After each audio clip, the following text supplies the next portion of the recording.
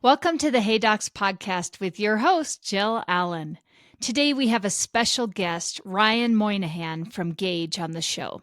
In this episode, you will discover how Gaidge gathers and utilizes vast industry data and hear all about the most interesting findings from this last year.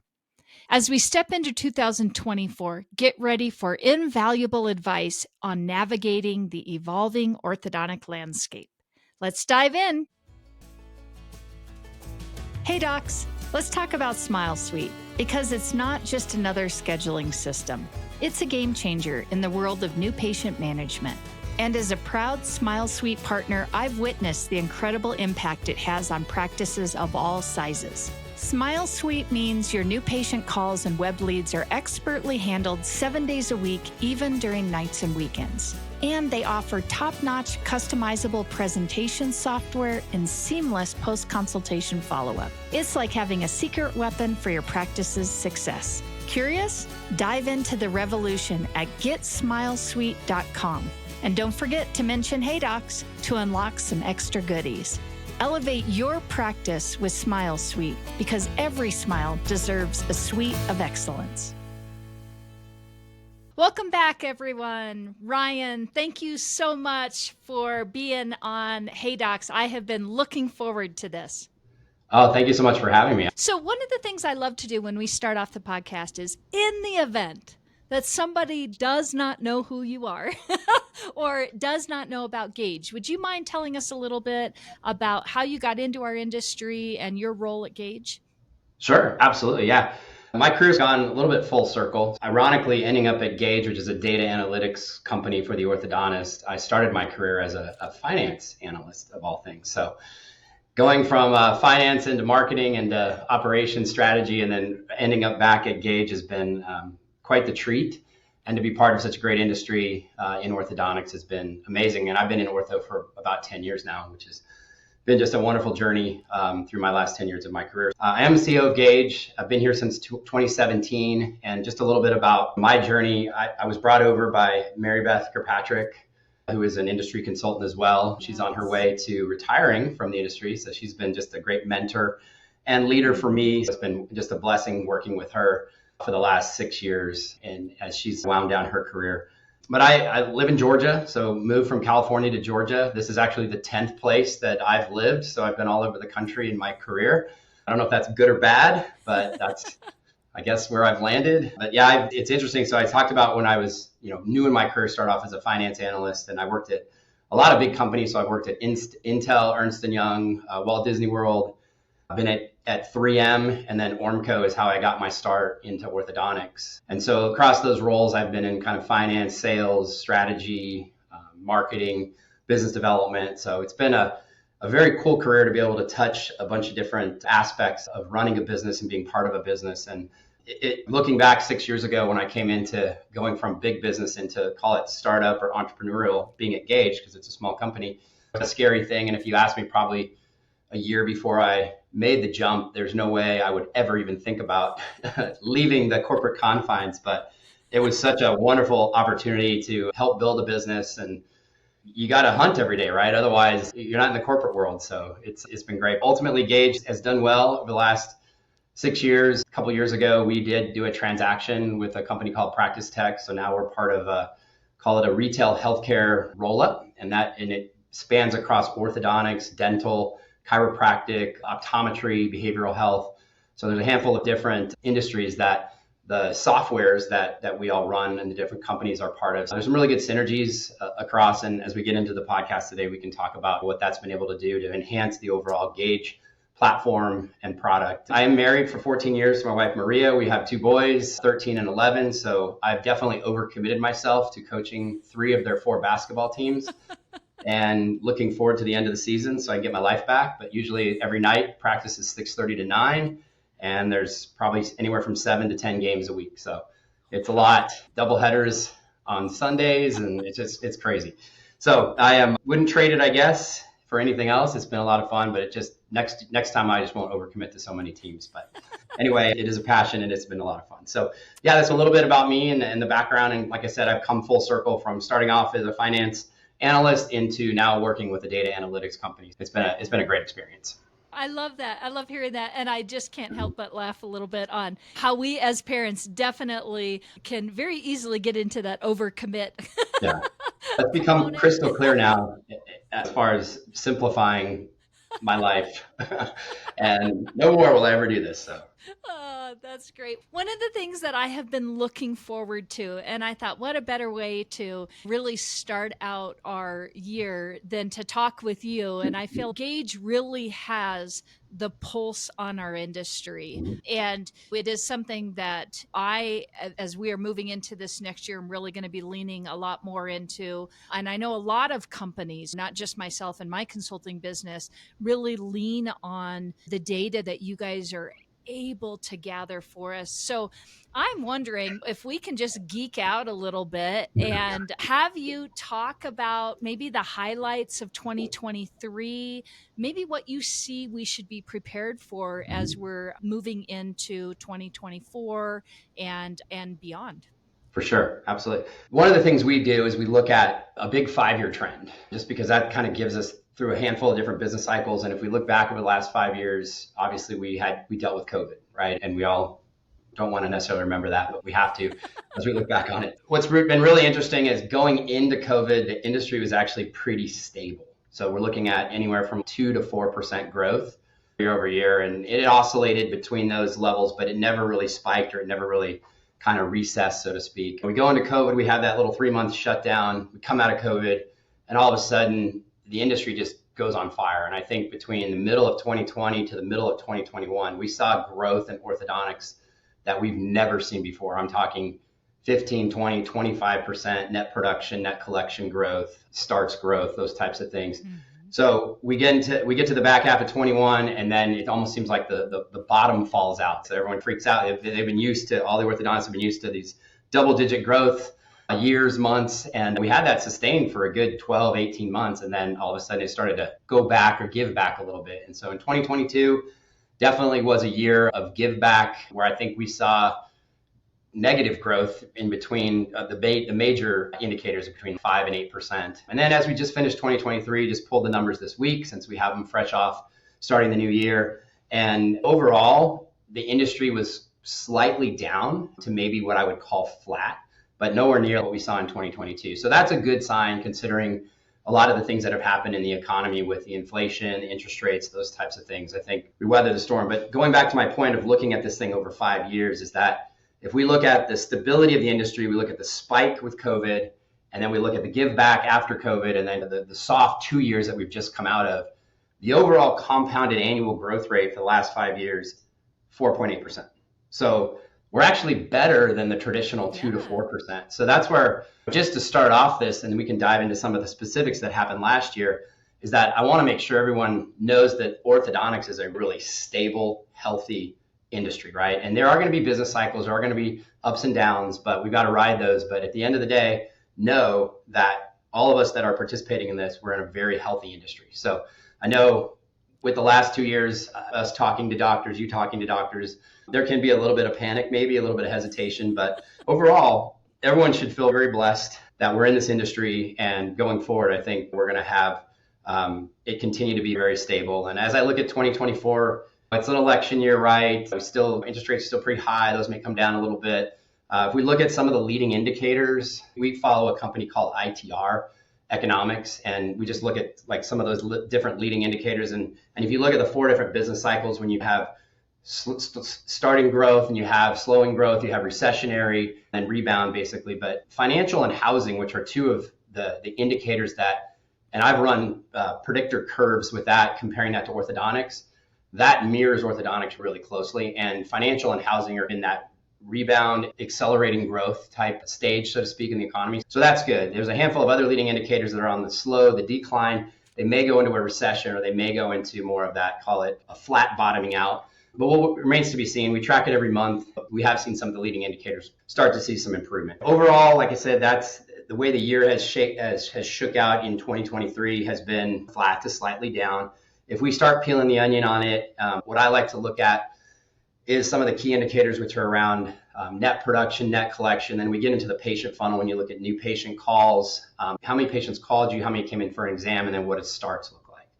So if we look at that, our net production, net collection is roughly down 1.5 points or down 0.5 points, both of those. So it's not necessarily that big of a deal. I don't see that as majorly troubling. The year started off on the positive side. Q2 was a tough quarter, and then Q3 and Q4 brought it back a little bit. Hopefully we get a little bit of momentum moving into 2024 on that, but overall, not bad at all. And then if we look at just our new patients added, that was down slightly 1 point. Our total exams were down 1.5 points, and then our total starts were down 3.5 points. Not too bad. We're not getting as many through. So what that tells me, though, is we're not getting as many through the funnel. And then the one thing that I look at, one of the analyses that we do is around the leaky bucket. And the leaky bucket is how many people called me to how many people came in for treatment. And last year we had roughly about 1,000 patients per practice across the USA, because we can aggregate the data across all of the Gaidge users. About 1,000 patients called, 883 or so came in for an exam, and then about 643 started. So if we look at just that funnel as it cascades, there's definitely, I think this is probably one of the most important things in orthodontics, is that this is an opportunity in a practice to know that phone rings. How do I make sure that person that's on that phone comes in for an exam? And then when I get that at bat, how do I convert that into a start if they're ready to go? If they go into observation, great, but make sure we keep in touch with them through observation, because we can also track too that there's a lot of patients in observation that don't necessarily get touch points and then they just disappear. So that all plays into the overall orthodontic business model. And what we saw in case acceptance was about 70%, 67, 68, 69%, something like that. It wasn't too bad normal from where it's at. But overall, like I said, just pretty much like a ho-hum, flattish year. I think we'll get into some of the deeper metrics when it comes to start types and things like that. But pretty much that's where we're at. Yeah, that's good. So basically what you're telling us is we've got a chance. There's still There's hope out there. So you're telling me there's a chance. There's a chance I'm going to succeed. It's Yes, not 1 there in is. 1,000 or 1 in 1 million, whatever the movie quote is, right? No, I think we that's should be good. great. And one of the things I just want to circle back around to that you said that I believe is really going to be something as offices we need to be focusing on is that leaky bucket in regard to, like you said, contact to actually having a patient make it into our practice. And I can say as a consultant, this is an area that I feel like it's just been untouched. And I think a big part of that, I believe, has to do with we're moving out of that era of the only way patients contact us is through a phone call and maybe a hot, solid lead from a dental office. And now our patients have so many opportunities to reach out and get a hold of us. And I feel as practitioners and office owners and office managers, if we can really wrap our heads around that component of it, isn't just, I think for so many years we focused on the start. They come in for the new patient exam and that conversion to start versus the leaky bucket, I think, is the contact to getting them into the office or getting them onto that virtual consult or whatever. Yeah. So I love that you brought that up. And you guys actually have data to really help us identify. And I think doctors, if you're listening, if you're using Gaidge or thinking about using Gaidge, these are those tools that take us second level versus just looking at one-dimensional reports out of our operating systems. When you can really dig into this data, this is what is helping you be that next level business owner, in my opinion. And to your point, even as we peel this even further on the going back to like how they find you in a practice, right? With digital media that's out there today, we have a slide that we show in some of the lectures that I do. It just, if you look at just call it the awareness funnel from awareness to purchase and just how that has changed over time, where there's so many different digital touch points along the way that your practice, the way they're treated at your practice through online referrals, reviews, those types of things, that people find you in just so many different ways now. And then one of the things we showed you when you were here last month was just some of the patient demographic stuff that we're able to look up as well, where the persona strategies that come out of Experian can really tell us a lot about the types of patients that are coming in to get orthodontics, to get aligners, to get bracket treatment. We profiled over 400,000 patients on the types, and every household is marked with a persona code. Call it next level marketing. There's another way for you absolutely to go target directly the types of personas that are more likely to come into an orthodontic office and get treatment. So there's a lot of different, this is a digital world and there's data on pretty much everything on all of us and everything we do. You think about your phone, you say something and all of a sudden you get served up an ad, right? It's that crazy and that granular to the IP address that a lot of this stuff can happen. You have to think about your marketing mix and how you're spending your dollars and getting those patients in there. And there's an ROI on that too. What are you spending for marketing and what is that paying you? Because a lot of times you can spend and shoot money into the breeze, but not necessarily know what you're getting back. And it's a digital world and you can really tie back a lot of your spend to the return you're getting on patient calls, exams, things like that coming into the practice. And then I think the last thing I'll say on this leaky bucket, one of the gaps that we see with it, we have a metric called the exam to call ratio. And so we get those 1,000 calls, we get 800 to come in. It's about an 80% rate. We would expect 10% to fall off. But when we're seeing 81, 82%, you're missing 8 points there of opportunity there. And one of the things that we've done, we've actually partnered with Orthofy a little bit and looked at some of the data that they have. Some data, here goes my light here. Turn that on. I told you it happened. Censored. I wasn't moving enough. I got to start flailing my hands. But yes, start again with, we've partnered with. Okay. Yeah, we partnered with Orthofy and looked at just some, call it time decay over time, where if you don't get people in for an exam right away, it's an instant gratification society, right? And so they have some pretty good data that shows if within that week, you have the highest rate to convert. And as those weeks start to move into week 2, week 3, week 4, or even a month, your ability to convert goes way down. So it's paramount that when you do get that patient call, to try to get that patient in as fast as possible, get your arms around them, introduce your practice, create the relationship, and try to get them into yes as fast as possible. So, yeah, absolutely. Yeah. I could not agree with that more. And, coming from a consultant mindset, absolutely. Yeah. We've got to engage quickly, which again, just goes back to what worked 10 years ago. Do you have your phones answered in the evenings? Do you have your phones answered on the weekends? Or do you have ways to interact? Because we're instant gratification. We want it all, and we want it all right now. So talking about that, you touched on it a little bit, but I want to talk a little bit about buyer trends.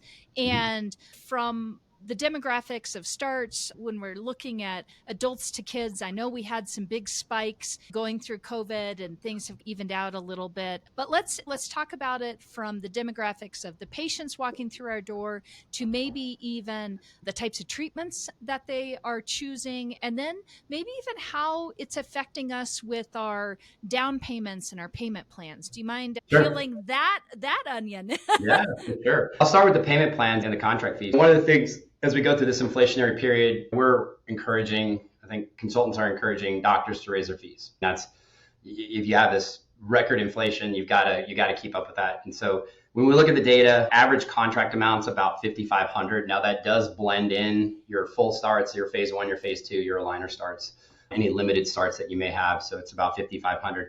That's up 2.1% this year. So that's a good thing. Down payments are right around $810. That's down 2%. So down a little bit, but still overall getting more on the contracts. So that's all good news as we look at, we're continuing to get price as we move forward, which is good considering the industry we're at. Now, going back to the types of case starts that are treated, we look at within Gaidge, we have the ability to pull the bracket and wire starts by adult and child. We have the ability to pull the aligner starts, adult and child. We have the ability to pull the phase 1 by appliance versus aligner, phase 2 appliance versus aligner. So we can see all those types of trends and what's happening. And so let's just take us back to COVID, where traditionally we saw adult exams was somewhere around 5 to 6% growth year over year. Then we hit COVID and it spikes up to 24%.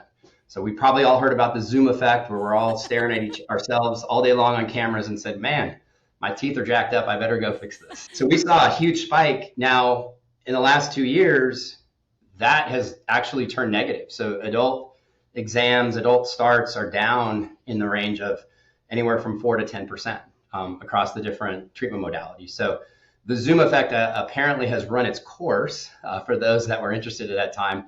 And maybe people are all back in the office and they're only looking at themselves in the morning and at night. I don't know. But we're not seeing it as the data plays out. Overall, I would say adult total starts are down about 7.8%, right? And so that's not necessarily healthy. And then child overall starts are down 1.5.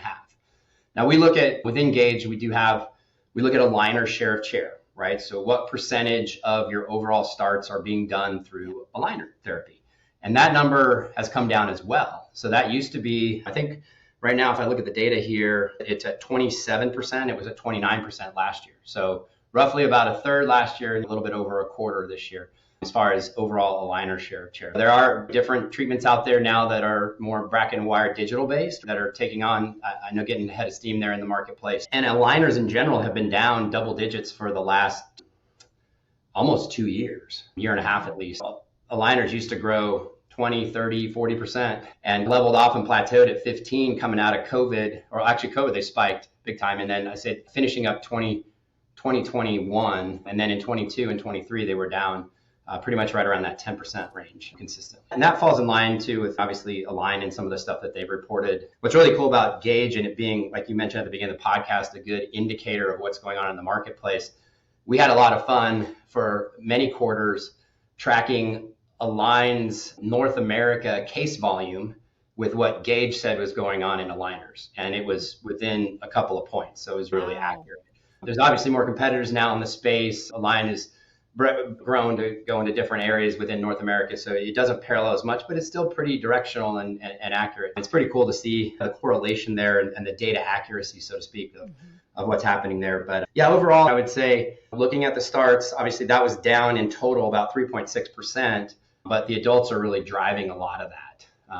And both from an aligner standpoint and a bracket and wire standpoint, it's just the way it's happening. Fewer and fewer adults are coming into the offices where that used to be an area, especially post-COVID, that orthodontists could really count on.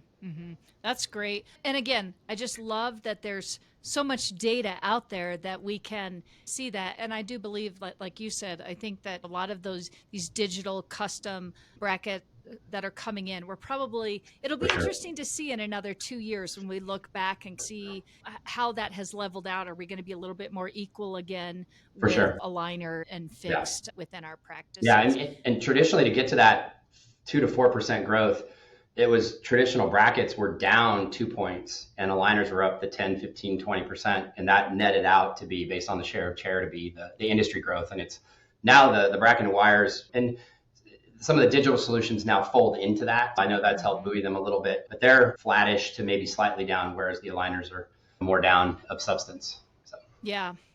So in the event that, as you've been talking about all this data, I know probably a few listeners are like, man, how are they able to collect and compile all of this? And how do we use this data better? Can you talk a little bit about that? Sure. Yeah. Just going back to the beginning of Gaidge, Mary Beth, when she would go in and consult in offices, it would take her a day or two just to gather the data and understand the story. So that was the vision for, hey, if I could get an automatic bridge from the practice management system and pull this data in and formulate it and create it in such a way that it's the 50 or so KPIs that I want to see, key performance indicators, then I can really diagnose what I need to do in the office pretty quickly. So with that was how Gaidge was born. And so we do have integrations with what I will call the big 5 practice management systems in the ortho industry. And that probably gives us somewhere around 80, 85% visibility into the marketplace, or at least the opportunity to be able to pull data there. So then when you do become a Gaidge member, we plug in your data with the practice management system, and then your data goes into the aggregate data pool. So anybody that's a Gaidge subscriber does have access to this.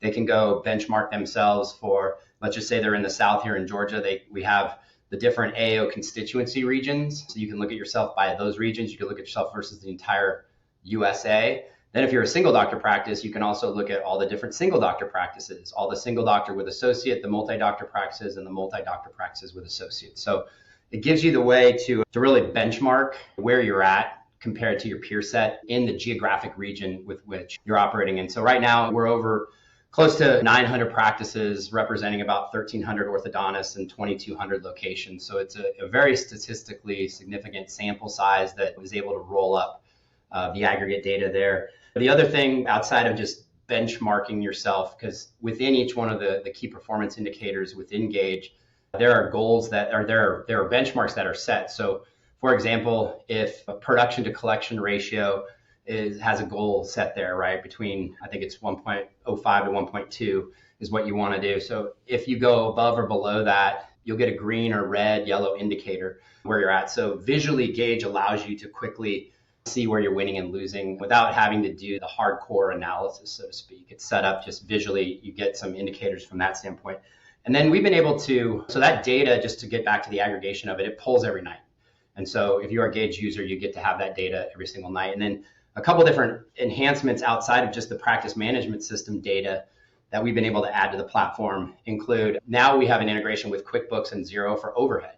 So if you could imagine, you have your operational data from Gaidge, and then you have your accounting expense Pareto data from QuickBooks or Xero. And so we've been able to put those two data sets together and actually almost even create a mock P&L. And you can actually see from a spending standpoint within your practice, what percent of, let's just say, staff or marketing or clinical spend you're doing versus your net collections, and how do you benchmark with the average practice so that you can make sure that you're maximizing your profitability, right? So it's not just the operational data, but it's also the expense data, and putting those two together has been great. And then we've added digital patient forms to the platform, which has been great. And then we just launched last year our Gaidge Consult Manager, which helps that whole leaky bucket process that I talked about, from when that patient comes in, moving them through the funnel and then getting them to say yes on that. So a handful of just enhancements to the overall platform that aren't just the hardcore data analytics, that can really help be part of the workflow within your practice as well. And I think what I love so much about this is it isn't just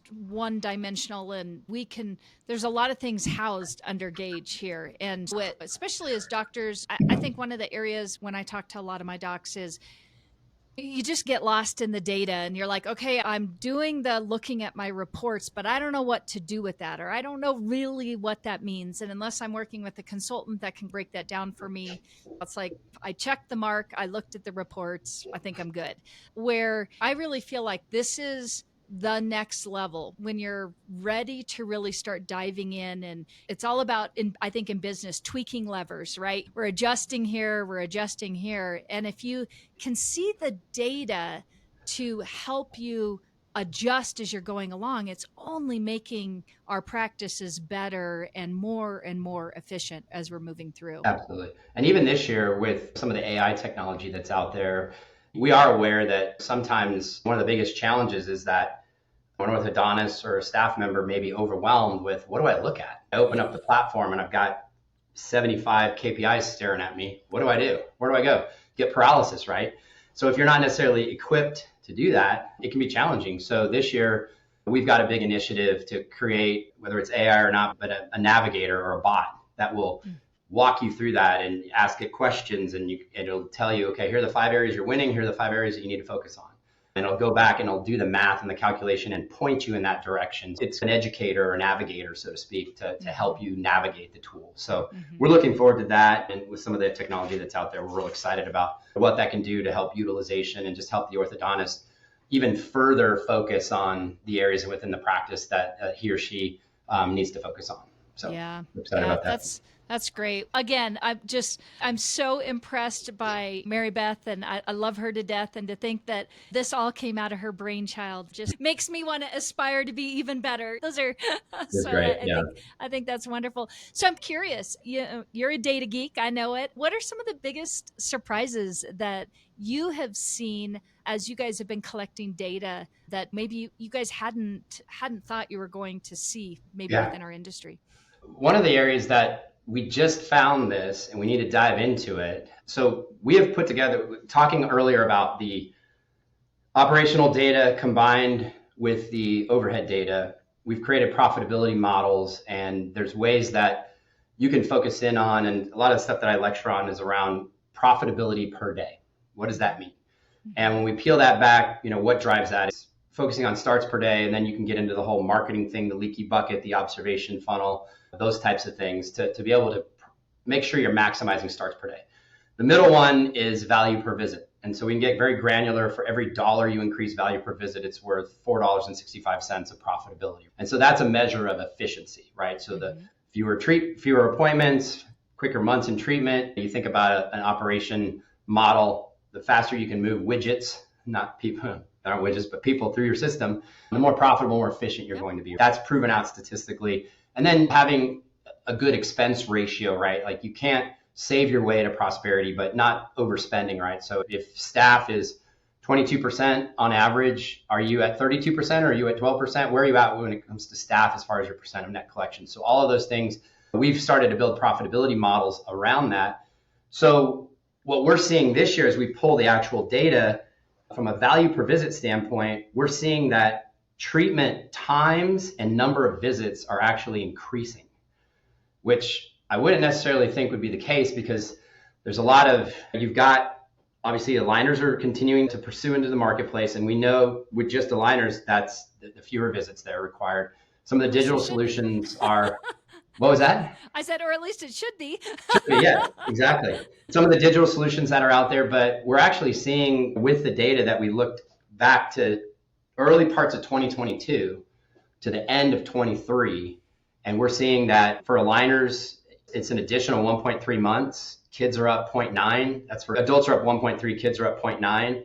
So we're actually seeing now that adults are less compliant with aligners than kids are, apparently with this data. And also with brackets, that's kids have moved up 0.4 and adults 0.9 months. So we're seeing an increase in visits and number of months in treatment. And so I want to see that go the other way. And I know a lot of the profit models that we have. So that's the area we really got to dig into and understand even the projection. So at the beginning of treatment, a doctor says, hey, I think I'm going to finish you in 22 months, right? So they put an estimated completion date out there. Those have even increased as well as far as what we said we were going to do versus what we did. So that's increasing over time as well. So that whole thing, like I said, it's fresh data just pulled in the last couple of days, but it's going to be a big thing for the basis of a lot of our lectures this year and analyses is to try to understand that and what that is. So from a surprise standpoint, that absolutely was the data that I found most surprising as I went through this over the last couple of days. Wow. I am interested to hear more about that as you guys dig into that and pull that apart. I'll be definitely looking to hear that because like you, I would expect us to be going in the other direction. Absolutely. So that is a bit alarming. So what do we have to do to be on that? Yeah. And that's what we're going to try to do is we can prove it out statistically in theory and prescribe what you need to do at each step of this as you convert from analog to digital, more analog to digital in your practice. And so that is going to be a big piece of what we put out there this year from a lecture standpoint. Yeah. So as we are heading into 2024 now, and what are some big pieces of advice, if you had some advice to give anybody as we're rolling into this next year? Sure. I think there's cautious optimism, right? It's an election year. So hopefully, that continues to, and look, and we go back to the 5 years, right? The industry's been very stable. We've had the gyrations, but traditionally it's been a pretty predictable, stable industry. I think we're going to probably return to historical growth in that 2 to 4%.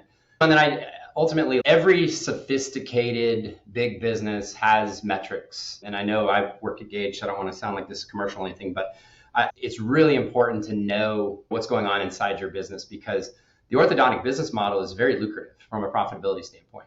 But I also believe there's lots of dollars being left on the table by not managing the metrics. A lot of businesses are low margin businesses, 5-10%. You got to squeeze every dollar out. Orthodontics, you don't necessarily need to do that. But if you were to manage your business through metrics, you do have the upside potential to squeeze some big dollars out of that as well and continue on that track of wealth creation, distribution to your staff, things like that, like all the things that go into it. That's where I really would say as you move into these more, I don't want to use the word uncertain, but they haven't been necessarily predictable years. Mm-hmm. Knowing your metrics will help you maximize the environment that you're in. And it's critical to do that. So, and I go back to what I said with the profitability model. We have identified through statistical regression that there are 3 metrics that drive profitability, and it's starts per day. So how do you maximize that? And that's the whole marketing plan, the leaky bucket, the observation, it's value per visit. Okay, we saw the data saying that we're taking more time to treat, so our value per visit is going to go up. We want it to go down because when it goes down, we increase our profitability. And then proper expense management, that's another piece of that. And so making sure that I know that I'm spending within benchmark on my marketing. I know that I'm spending on my clinical supplies, my staff, all those types of things. I just can't stress enough how important that is. And then I mentioned what we're trying to do this year is provide that navigator to help those practices that this might not be firsthand to be able to navigate them through the system. By now, we all know I talk to a lot of doctors and give advice to practices in every stage of their life cycle. And one question my docs ask all the time is, who do you recommend for marketing to attract more new patients from the internet? My answer? Easy. I have been recommending Mary Kay Miller and her team at Kaleidoscope for the better part of a decade. Why? They are thorough, professional, and transparent. Kaleidoscope Digital Marketing is who you want to talk to because they understand how to market in the orthodontic world and they offer tools that are affordable and easy to use. I'm telling you, if you're looking to step up your digital presence, Kaleidoscope should be your first call. Go to contactkl.com to request your free digital marketing consultation. That's contactkl.com. We all know running and growing an orthodontic practice isn't easy, and technology is supposed to help you, but oftentimes your practice management software doesn't. Some of them are even clunky and need lots of third-party add-ons. That's why I recommend Greyfinch to my startup and existing clients, because Greyfinch is different.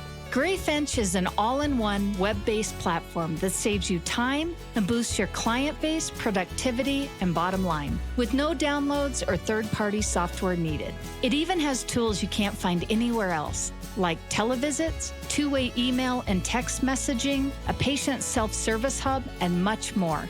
Want to see how it can grow your practice? Visit greyfinch.com/Jill Allen and see why countless leading practices have made the switch.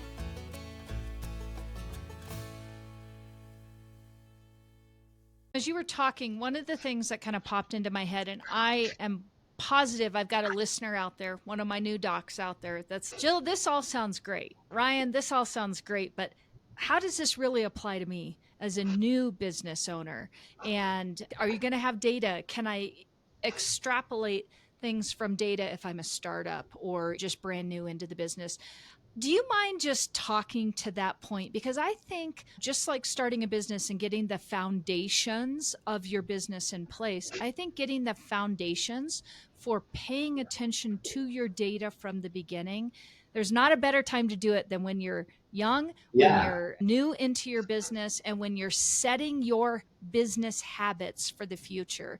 Would you mind just talking to that a moment for maybe some of those docs out there that are like, this all sounds great, but I'm sure this doesn't really apply to me? Sure. Yeah, you may not be able to pull the historical data to see your trends. But like I said, with Gaidge, you would have the ability to benchmark other similar type practices that may have started up within a period of time. The other thing is the benchmarks that are within Gaidge, it helps you set the foundation and the goals for where you should be. And then as your data starts to roll in, you're going to see where you're at. You get the actual data every day. So you'll see where you're at, and then you can start to course correct based on where those benchmarks are. So there's always a good time to start, whether you have history in your practice or whether you're starting anew, because do you build those disciplines up front to where you're not overspending on marketing? As a startup, you got to spend a little bit more, right? And then you start ratcheting it down. But are you spending way too much? Are you not getting ROI for that? How do you know that? Your whole leaky bucket, you're going to have patients that come through your door. Do you know how many you convert to an exam? Do you know how many you convert into a start? I always ask that question is, do you know your exam to start, your new patient call to exam ratio? And then do you know how many of those turn into a start? And can you say that off the top of your head? I think that's probably the critical statistic that doctors should know. So regardless of if you're established practice or a brand new practice, that's the business model. And you're going to go through that. And so why not track that from day one, even if it's 5 patients? Why not? Because you want to get 4 of those 5 in or 5 of those 5 in, not 1 of those 5. So do you know how many you got in? So it's probably easier when there's smaller numbers, but those will grow quickly just with the nature of the business. Yeah. And I think what's great is if you are starting early, you're building your history so you can look back, see where you're going. And unlike you said, one of the things I love when I've got docs that are using you from the beginning is I can go in on the back end and set the goals that I want for them. We can get those goals set. They can see where they're going. And it doesn't feel like, oh, well, you're comparing me against a $2 million practice. No, that's not what we're doing. We're first just working on you against you. And then if you want to pull in some of that other data, you can. So for sure. Absolutely. Yeah. Yeah. No, I couldn't agree with you more. So that's good. Yeah. As we wrap up here, any parting words, any tips, any thoughts that you think, gosh, there's been so many pearls already that we have not covered that you think we need to talk about? Yeah, I just think to reiterate a couple things is that be on the lookout for this navigator to help, because I think that can help educate and bring you up the data analytics, analyzing curve. And then we're also going to be providing this prescription, so to speak, on as you move from more digital within your practice, that step by step how to do that and how that impacts profitability. So I think those models will be good for doctors to, depending upon what your goals and objectives are, to be able to understand. And then I guess I always look at just some leadership philosophies as well as far as running practices. So this has nothing to do with Gaidge or the data or anything, but all orthodontists, or if you're a lead within your practice, are leaders and leading other people. And how do you want to be? The big word that I use is followership. You can be a manager, or are you a leader? Do you have followership? Do people want to follow you? So I have a couple like leadership philosophies that I think are really important. There's a handful here, but I'll just read off a couple of them. But I think just to start off, I think pressure is privilege. So if you think about that, you don't want to be stressed, but if you do have pressure, you're probably in a position of privilege, right? And it's good to make sure that pressure's on you a little bit to perform and to continue to do your best. I come from hopefully a humble heart, and looking at that servant leadership perspective. I love this one. The less I'm entitled, the more I can enjoy what comes my way. Stay in your lane, empower those who have subject matter experts to lead. Move from control to connection is another one. Value, appreciate, and learn from a different perspective. And then being seen and heard matters to your employees. And then I'm a big fan of Brene Brown, so remove the mask, be vulnerable. I think a lot of times in leadership, you put on this mask and you're tough and Teflon, and we're all flawed. You connect with people, right, when you are vulnerable, right? That drives connection. So I think that's really, really important. Those are just a couple. I got a whole handful of these things, but there's a lot of things that I keep this up on my wall and just try to have that as my perspective when dealing with people, because managing people, leading people is extremely difficult because everybody sees the world through a different lens, right? And they have a different perspective. And so how do you take those different ideas and take an organization and move it in the right direction? I think sometimes when you dictate, you mandate, you don't get the same results as if you can collaborate and make sure everybody has a voice. Yeah. That's where I would leave you with those tips. I love that. Sage tips for sure. And I think we can all apply those, especially for the roles that I think most of us are holding within our companies for sure. So thanks for that. Absolutely. So if somebody wants to get a hold of you, wants to get a hold of Gaidge, where should they do that? What's the best way to do that? Gaidge is spelled a little bit different than the traditional Gaidge. It's Gaidge, but gaidge.com, you go there and you can sign up for a demo. You can navigate the website and get a little bit more insight into what's happening there. We do have a web sales at Gaidge. We'll get you to somebody that will call you and set up a demo as well. And even if you need to get a hold of me, I'm Ryan at Gaidge. Very simple, Gaidge. And whether it's Ryan, sales, go to the website, hit the demo. Pretty easy to find us. Appreciate that. Thanks. Yeah, absolutely. All right. One of the ways I like to finish up Hey Docs, you probably know this already, is I like to do a little speed round. Are you ready to jump into the speed round? All right, here we go. Describe your style in one word.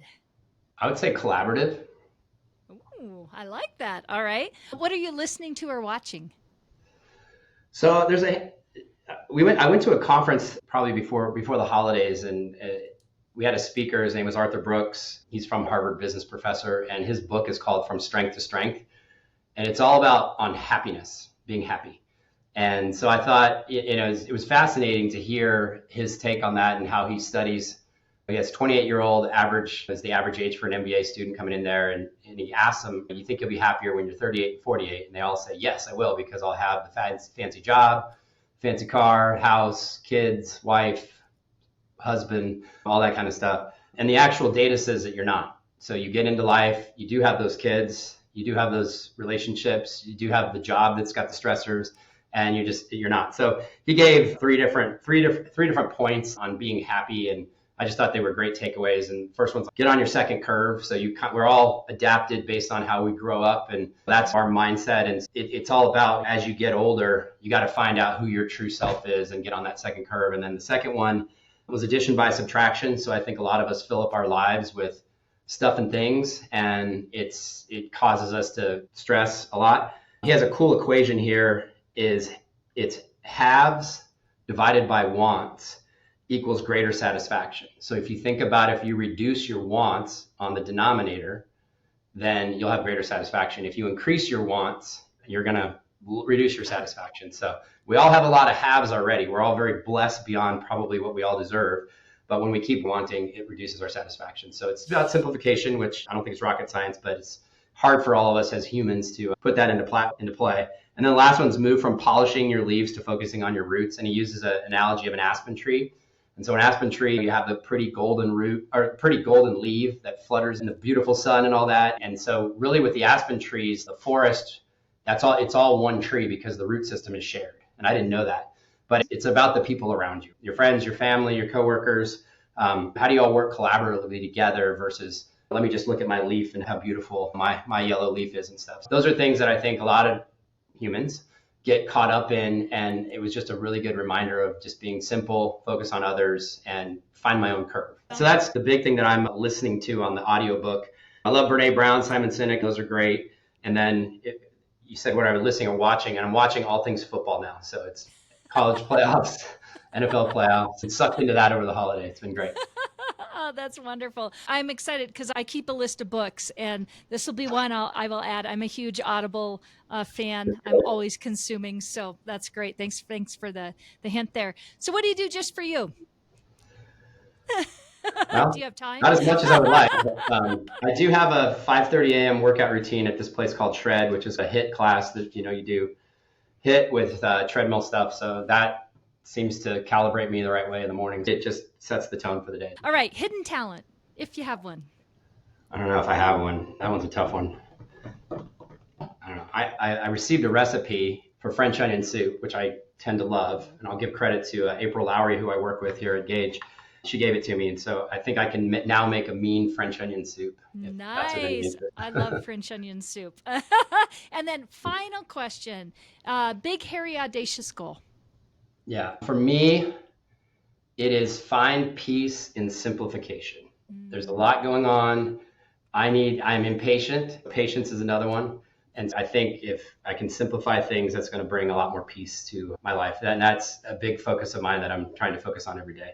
So I don't know if that's really a goal, but it's hopefully helps with the mental health a little bit better. So nope, I think it's wonderful. It's whatever you set your mind to. I think that's great. Brian, it has been an absolute pleasure having you on Hey Docs, and I hope that you will join us again, enlighten us with more data, maybe a little later in the year.